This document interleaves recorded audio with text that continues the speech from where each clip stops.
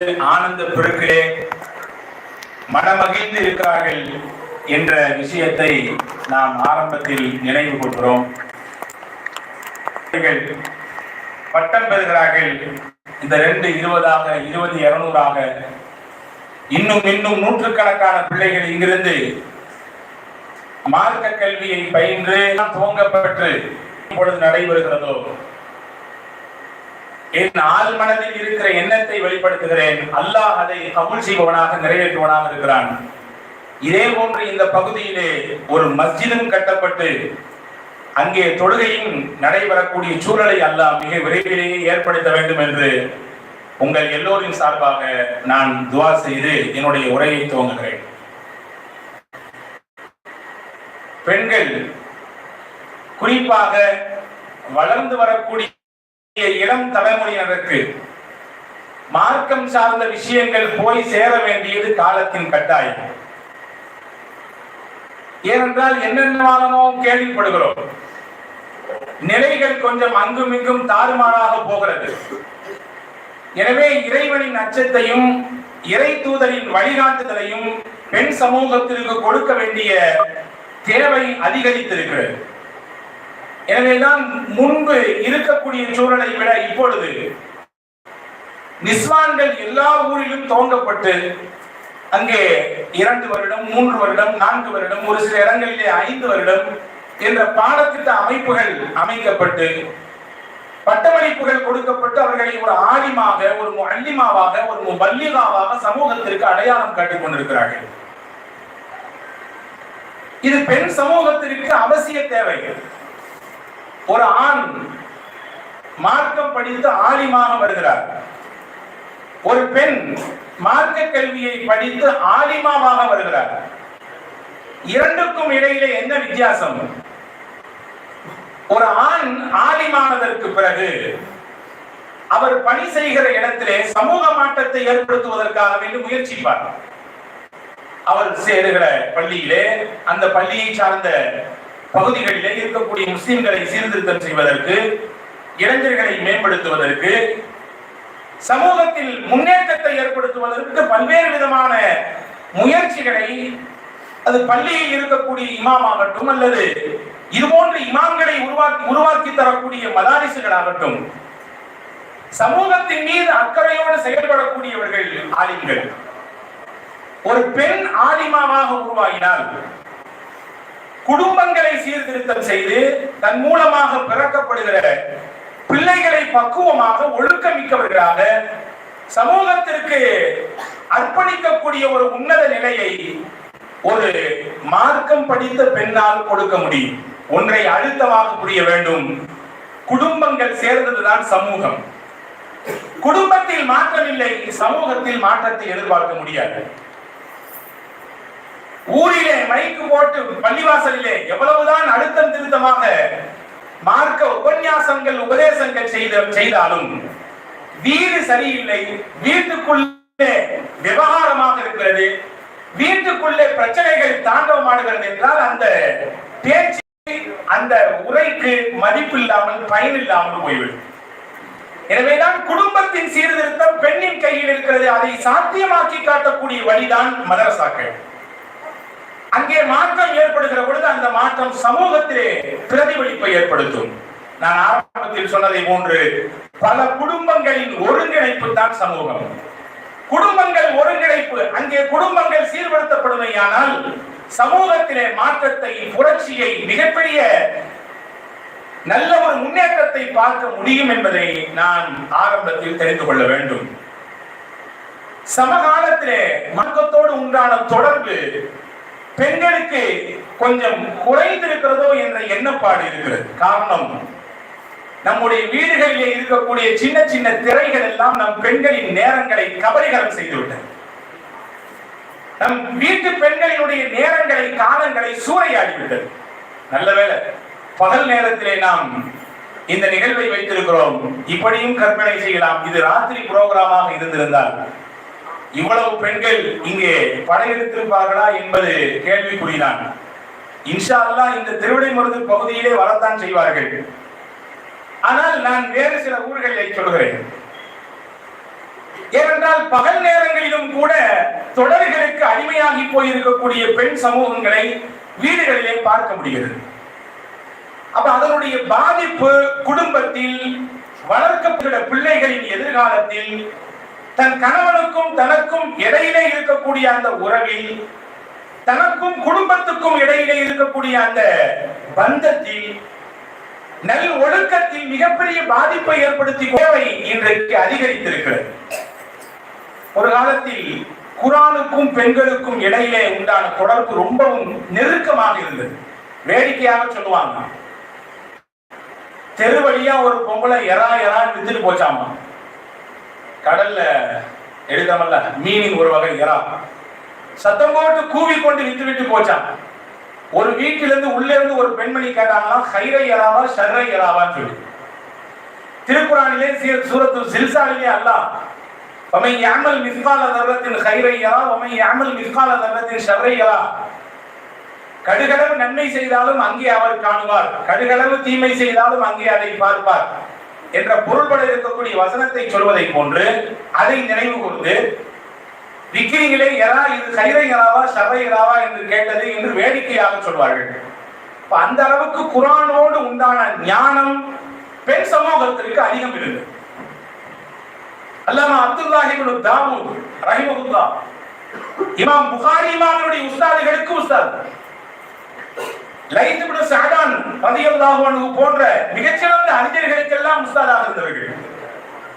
அவர்கள் தான் ஹஜ்ஜுக்கு போகிற பொழுது அங்கே தான் கண்ட காட்சி, தனக்கு ஏற்பட்ட ஆச்சரியத்தை பகிர்ந்து கொள்கிறார்கள்.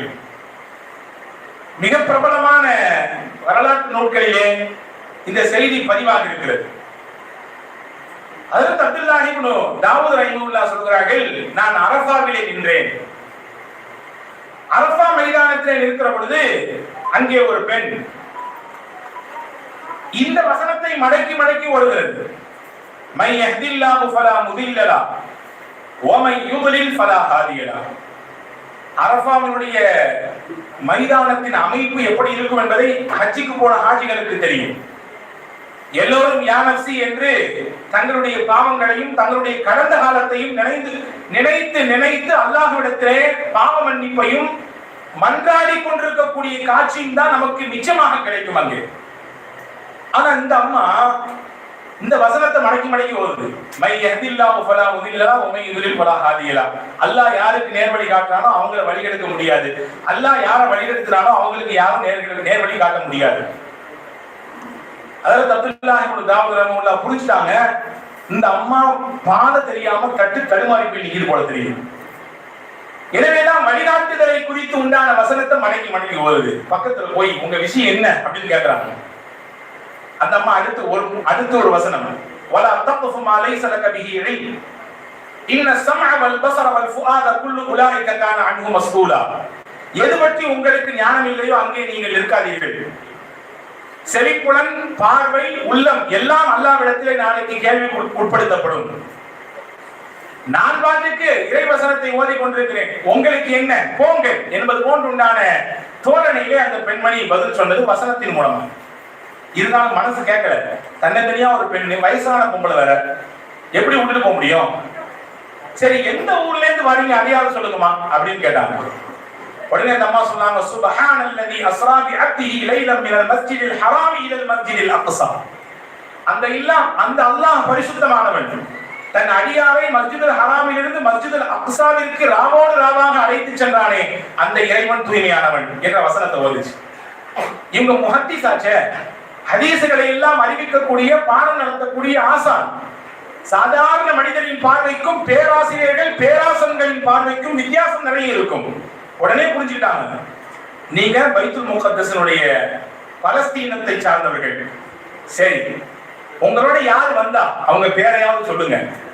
நீங்க என்கிட்ட ஒண்ணும் பேச வேண்டாம், உங்க கூட வந்த உங்க பேரை சொல்லுங்க, நான் கொஞ்சம் சத்தம் போட்டு கூப்பிட்டு அழைக்கிறேன். நீங்கள் பெண்கள், உங்கள் சப்தமும் அவுரத். எனவே கூட்டத்தில் இவ்வளவு பெரிய சிரமத்தில் நீங்கள் சப்தம் எடுப்பதற்கு வெட்கப்படலாம்.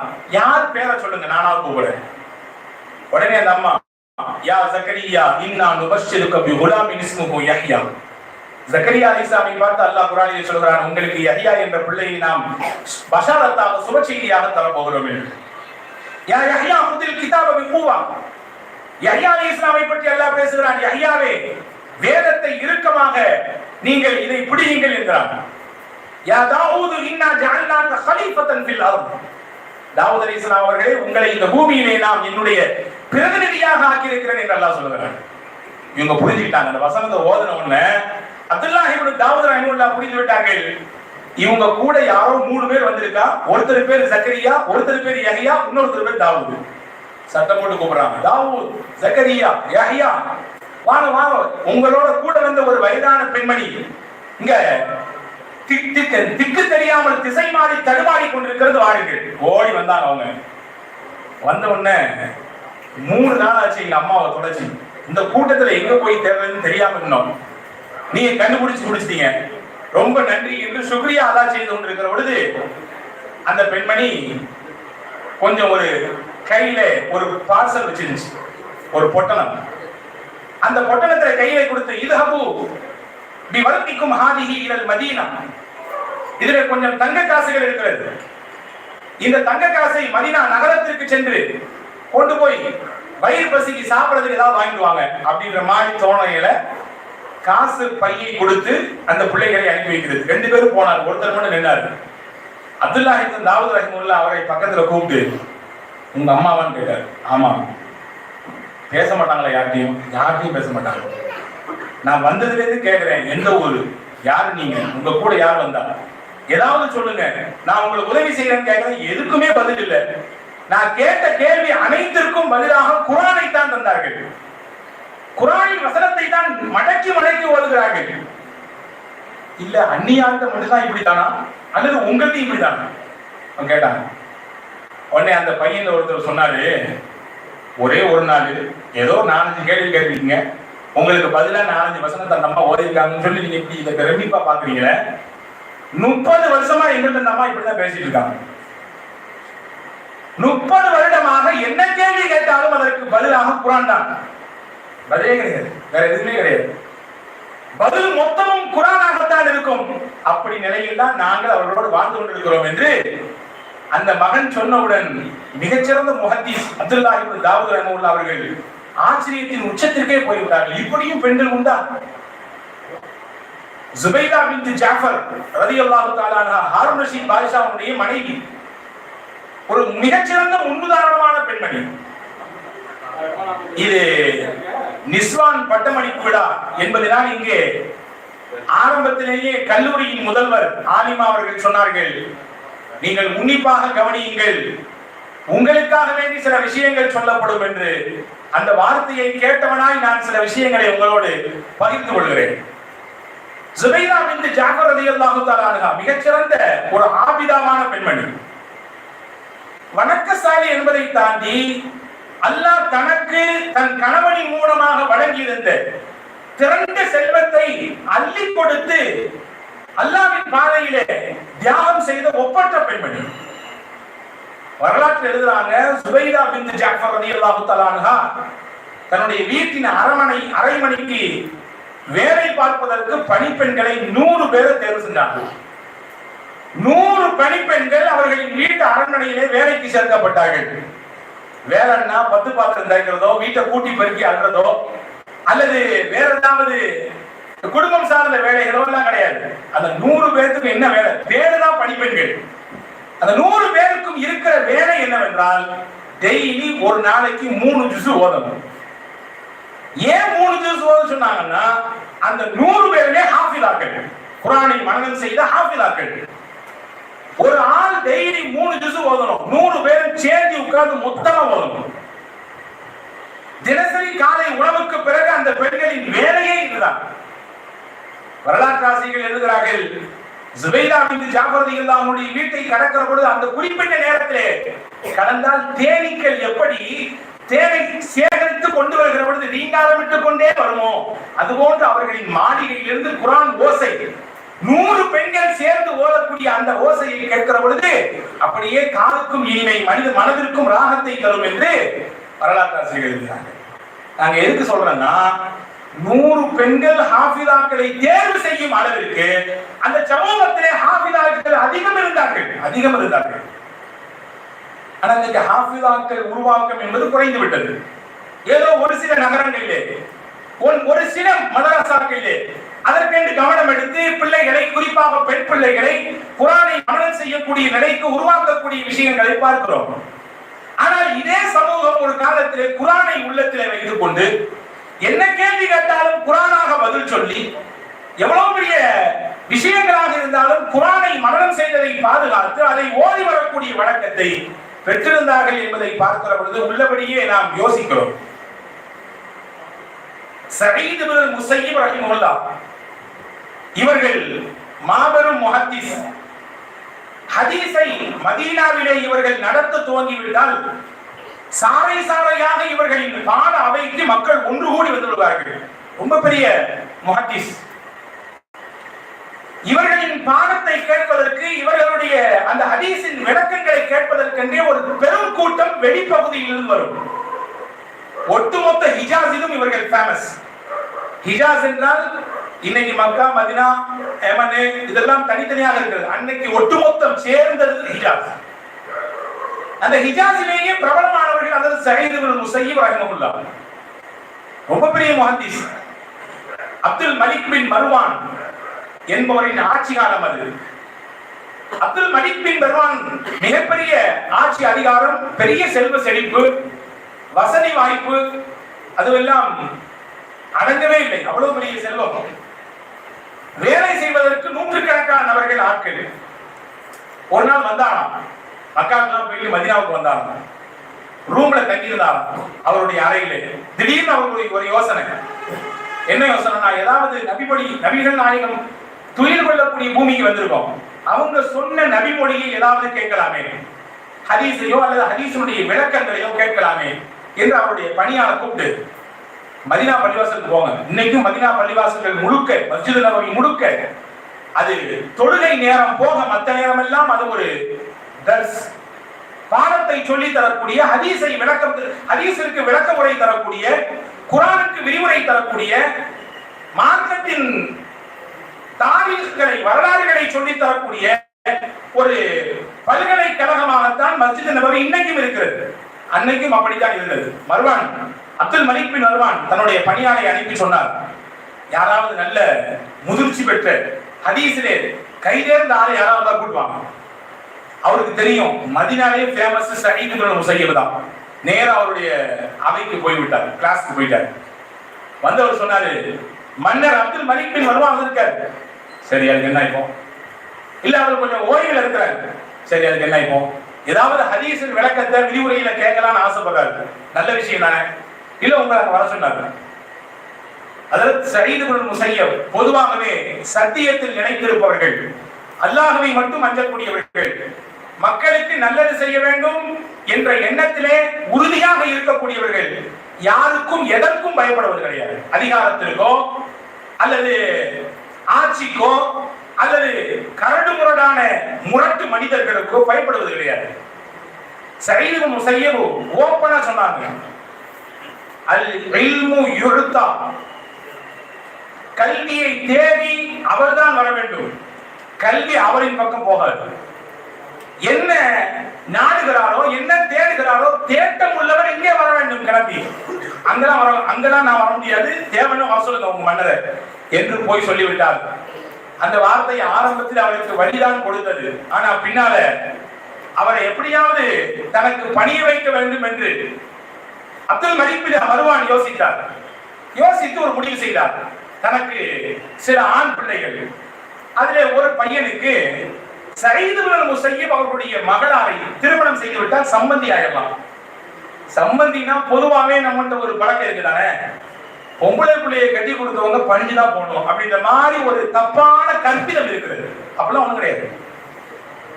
நம்ம பொண்ணு விடு, நம்ம இறங்கிதான் போனோம், அவங்க மாப்பிள்ளை விடாச்சே, நம்ம பொண்ணெல்லாம் அங்க கொடுத்துருக்கோம், நம்ம கொஞ்சம் விட்டு கொடுத்து போனா என்ன, அல்லது நம்ம கொஞ்சம் இறங்கி போனா என்ன, அவங்க சொல்றதெல்லாம் கொஞ்சம் கேட்டுட்டு இருந்தா என்ன என்பது போன்று உண்டான புரிதல் சமூகத்திலே ஒரு பொது புத்தியிலே பதிவாக இருக்கிறது. அப்படி நினைச்சார் அப்துல் மலிக் பின் மர்வான் நினைச்சார். அவர் பொண்ணு நம்ம பையனுக்கு எடுத்துட்டா அவர் நம்ம வழிக்கு வந்துடுவார் அப்படின்னு நினைச்சாரு. பொன் கேட்டு விட்டாரு. அதற்கு சயீது செய்யப்படத்திலே வந்து பொன் கேட்டார். முடியாதுன்றாங்க. அவருக்கெல்லாம் பொண்ணு கொடுக்க நான் விருப்பம் இல்லை அப்படின்னு. ரொம்ப பெரிய அவமானமாக போய்விட்டது. பிரஸ்டீஜ் ப்ராப்ளம் ஆகிப்போச்சு. நம்ம மன்னர் இந்த மாகாணத்தையே கட்டி ஆளக்கூடிய மனிதர்னா நம்ம பொண்ணு கேட்டு தரலன்னு சொல்லிட்டான் அந்த மனுஷன் என்று கோபித்து அவரே கிளம்பி வந்து விட்டார். வந்து சயீது முஸையிபிடத்திலே கெஞ்சி கேட்டால், அதட்டி பார்த்தால், அதிகாரத்தை வைத்து கலகத்தை ஆட்சியிருக்கிறது என்பது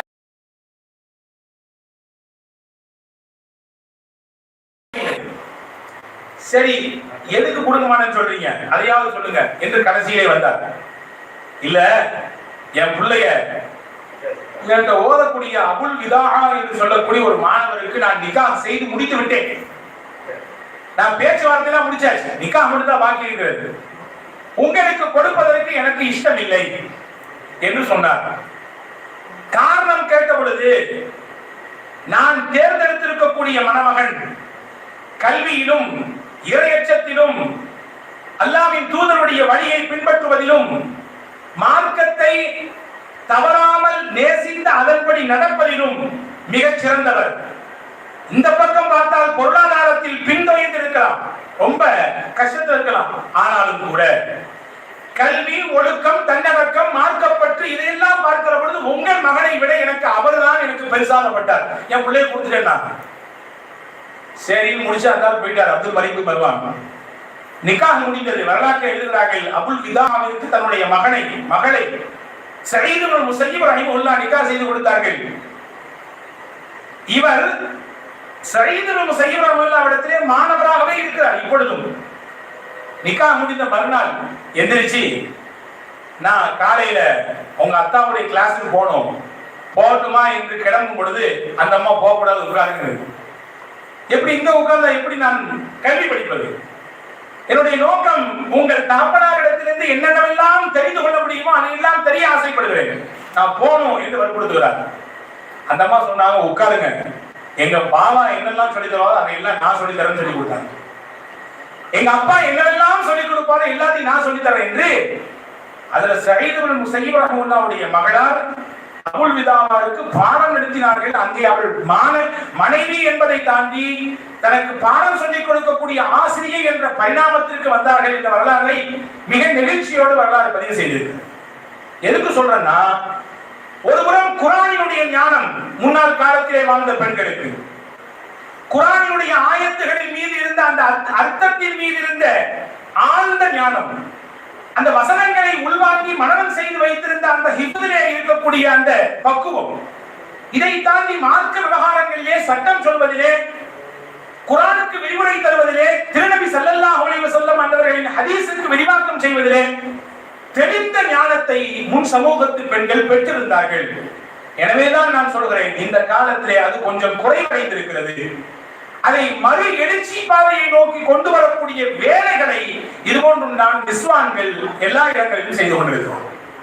எனவே முஸ்லிம் சமூகம் நிஸ்வான்களை நோக்கி, பெண்கள் மதரசாக்களை நோக்கி தங்கள் பிள்ளைகளை கொண்டு ஒப்படைக்க வேண்டிய காலத்தின் சூழலிலே கடமையாக நாம் இருக்கிறோம். உங்களுக்கு எல்லாம் தெரியலாம், நஃபீசத்துல் மிஸ்ரியா என்கின்ற ஒரு இறைநேச பெண்மணி மிஸ்ரிலே அடக்கம் செய்யப்பட்டிருக்கிறார்கள்.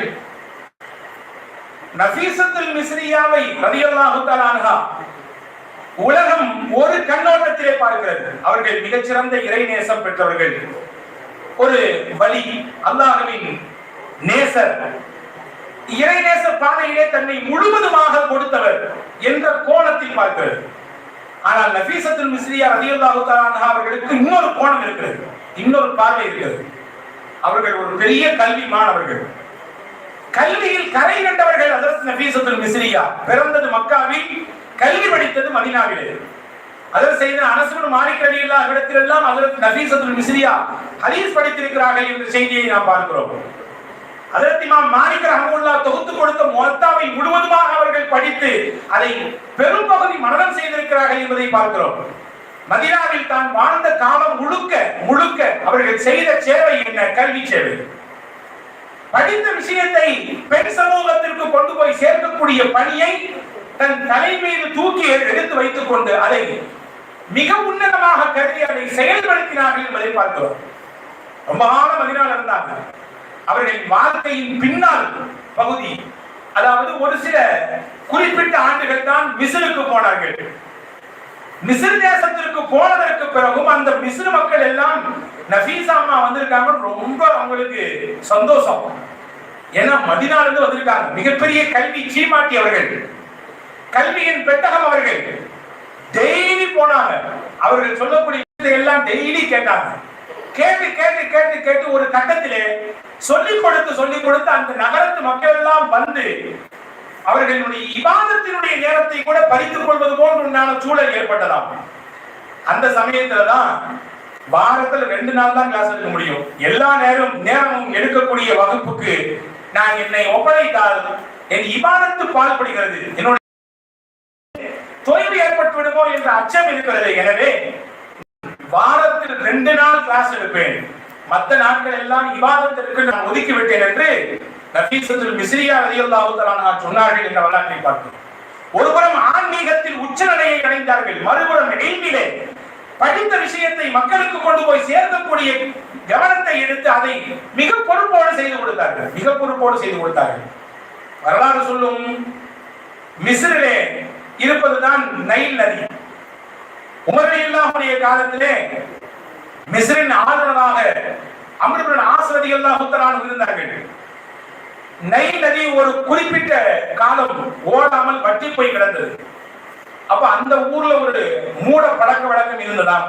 என்ன அப்படின்னா, ஒரு கண்ணி கழியாத பெண்ணை ஒட்டு துணி இல்லாமல் நைலிலே அங்கும் இங்கும் நடக்க விட்டால் கோபம், இறைவனின் கோபம் தணிந்து வற்றி போய் கிடக்கிற இந்த பஞ்ச நிலை, இந்த தண்ணீர் வரத்து என்பது வரும், தண்ணி ஓடும் என்ற ஒரு நம்பிக்கை அவர்கள் இருந்துச்சு. எப்ப இஸ்லாம் மிஸ்ருக்குள்ளே போனதோ மடமை பழக்கங்களை, ஜாகிலியத்தினுடைய அறியாமை எல்லாம் தகர்த்து ஒடித்தது. அப்போ அம்ருல் ஆசிரியர் செய்தி வருது, இந்த மாதிரி மக்கள் செய்ய நினைச்சிட்டு இருக்காங்க. உமரலில்லாவுக்கு கடிதம் போட்டாங்க. உமரலில்லா கடிதத்தை பார்த்துட்டு உடனே பதில் அம்ருல் ஆசிரியர் போல நைலுக்கு போட்டாங்க, நைல் நதிக்கு போட்டார்கள். யா நைல் இன் குன்தி தஜ்ரி பி அம்ரிகி ஃபலா ஹாஜத லீ பினா வ இன் குன்தி தஜ்ரி பி அம்ரில்லாஹி ஃபஜ்ரி. நீ தண்ணியை ஊற்றெடுத்து ஓட செய்வது உன் இஷ்டப்படிதான் என்றால் நீ ஓடினாலும் சரி ஓடாம இருந்தாலும் சரி எங்களுக்கு எந்த பிரச்சனையும் இல்லை. ஆனா அல்லாஹ்வின் கட்டளைக்கு இணங்கத்தான் நீ ஓடுகிறாய் என்று இருந்தால் இந்த கடிதம் வந்தவுடன் நீ ஓடியாக வேண்டும், நிக்க கூடாது. பஞ்சத்தை போக்கணும், மக்களின் மடமையை நீக்க வேண்டும் என்று அவருக்கு உமரதியில்லாத கடிதம் கொடுத்தாங்க. அந்த கடிதத்தை பிரிச்சு பார்த்தாங்க. அப்துல்லா சொல்லிடுறாங்க, அவங்களுக்கு வந்த கடிதம் இல்ல, நைல் நதிக்கு வந்த கடிதம். கடிதத்தை அவங்க ஒரு சின்ன குறிப்பு எழுதியிருந்தாங்க. ஆளுநர் அபுல்லாசுக்கு கடிதம் வந்தால் நீங்கள் அந்த கடிதத்தை தூக்கி நைல். அதற்கு நஃபீசத்துல் மிஸ்ரியா ரஹ்மத்துல்லாஹி தஆலா அவர்கள் காலத்திலும் ஒரு சில மாதங்கள் தண்ணீர் இல்லாமல் பஞ்சப்பாடு போயிருப்பான், பஞ்சப்பாட்டோடு இருப்பாங்களா மக்கள். இவங்க பெரியவங்க, ஒரு மிகச்சிறந்த இறைநேச பெண்மணி அல்லவா, கல்வியில் கலை கண்டவர்கள் அல்லவா. இவங்க வந்து சொல்லுவாங்க ஊர் மக்கள், அந்த மாதிரி தண்ணி இல்ல, ரொம்ப பஞ்சமா இருக்கு, கஷ்டமா இருக்கு. உடனே அதற்கு நஃபீசத்துல் மிஸ்ரியா ரஹ்மத்துல்லாஹி தான் தலையில போட்டு முக்காடை எடுத்து கொடுப்பாங்க, இதை கொண்டு நைல்ல வீசுங்கப்பாங்க. நைல் நதியிலே கொண்டு அவர்கள் தலையில் போட்டிருந்த துணியை கொண்டு வீசுவார்கள். வற்றி போய் கிடந்த அந்த தண்ணீர் பெருக்கெடுத்து ஓடும் என்று வரலாற்று புரிந்தது. இப்ப எதுக்கு சொல்றேன்னா, ஆன்மீகத்தில் அந்த அளவுக்கு உச்சத்தை தொட்டார்கள். அதே நிலையிலே கொஞ்சமும் குறை இல்லாமல் நான் படித்த கல்வியை மக்களுக்கு கொண்டு போய் சேர்க்கக்கூடிய விஷயத்திலே குறை இல்லாமல் செய்தார்கள். ஒரு பெண் நினைத்தால் எது உச்ச நிலைக்கு புகழுக்கும் அடைய முடியும், ஆன்மீகத்தையும் உச்சத்தை தொடைய முடியும், கல்வியையும் சமூகத்திற்கு கொண்டு போய் சேர்க்க முடியும். அதற்கு இமாம் ஷாஃபி ரஹ்மத்துல்லாஹ் நஃபீசத்துல் மிஸ்ரியா அவருடைய மாணவர், பிரத்யேக மாணவர். ஷாஃபி ரஹ்மத்துல்லாஹ் இமாமுல் ஹிஜாஸ் மாகாணத்திற்கு இமாம் என்று பெயர் எடுத்தவர்கள். அவர்களின் வாழ்க்கையின் கடைசி பகுதி மிஸ்ருக்கு வந்திருந்தார்கள். மிஸ்ர்ல வந்து பாடம் நடந்தாங்க. அங்க உள்ள பகுதி மக்களுக்கு எல்லாம் மார்க்கம் சொல்லி கொடுத்தார்கள்.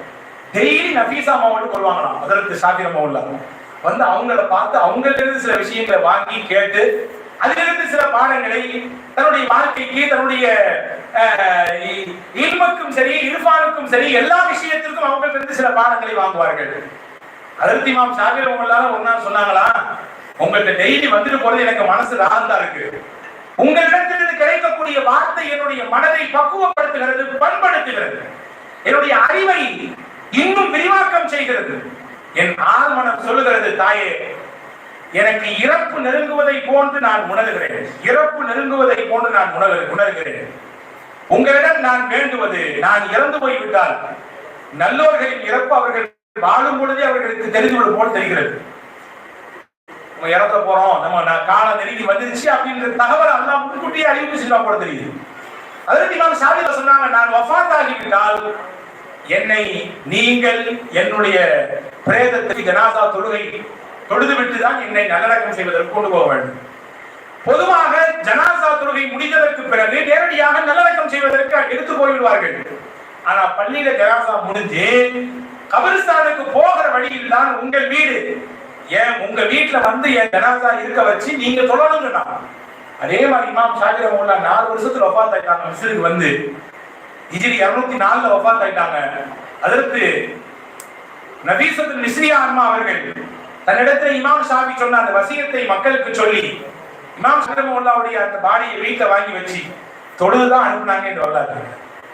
நான் எதற்கு சொல்கிறேன் என்றால், ஒரு உலகம் போற்றிய ஒரு மாமேதையாக இருந்த ஹஜ்ரத் இமாம் ஷாஃபியை உருவாக்குவதில், அவர்களின் முன்னேற்றத்திலே அவர்களின் அறிவை திறந்து கொடுத்து அகலமான பார்வையை ஏற்படுத்தி கொடுத்ததிலே நஃபீசா அல் மிஸ்ரியா என்ற ஒரு பெண்மணி இருந்திருக்கிறார்கள் என்றால், ஒரு பெண் நினைத்தால் எவ்வளவு பெரிய தூரத்திற்கும் எவ்வளவு பெரிய ஆற்றல் மிகுந்த ஆளுமை மிகுந்த மக்களை உருவாக்கி தருவதற்கு சக்தி இருக்கிறது என்பதை நாம் புரிந்து கொள்ள வேண்டும்.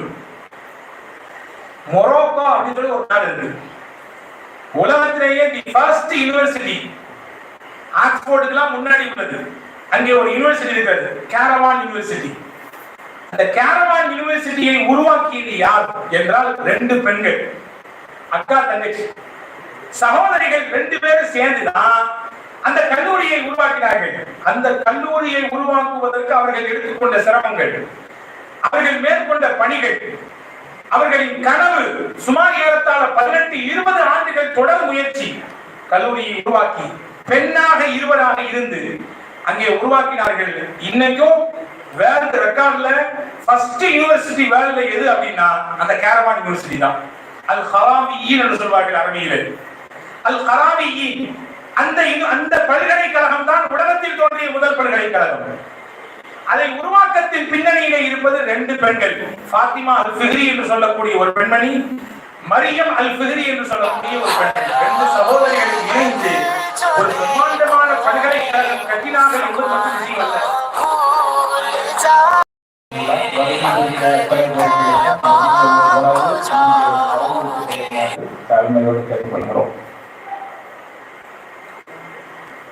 அந்த கல்லூரியிலே படித்தவர்கள் மிகப்பெரிய வரலாற்றிலே பெயர் பெற்ற பெருமக்களாக இருந்திருக்கிறார்கள்.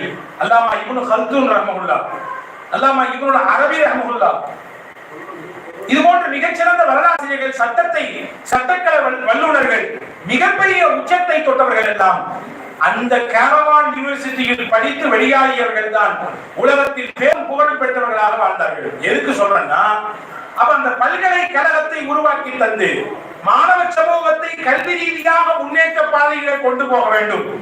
கல்வி என்ற ஒன்று மட்டும்தான் மனிதனை பண்படுத்தும். பொருளோ அந்தஸ்தோ சமூகம் தனக்கு தரக்கூடிய. மொரோக்காவிலே ஒரு பிரம்மாண்டமான பள்ளிவாசலை கட்டினார்கள்.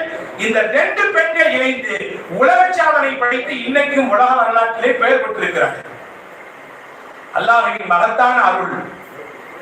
இங்கே இப்படி ஒரு கல்லூரி உருவாக வேண்டும் என்பது ஹஜ்ரத் மர்ஹூம் ஜாகிர் ஹுசைன் ஹஜ்ரத் ரஹ்மத்துல்லாஹி அலைஹி அவர்களுடைய நினைப்பு, அவர்களின் கனவு, அவர்களின் உள்ள கிடங்கில் கிடந்த ஆசை, எப்படி வேண்டுமானாலும் சொல்லலாம்.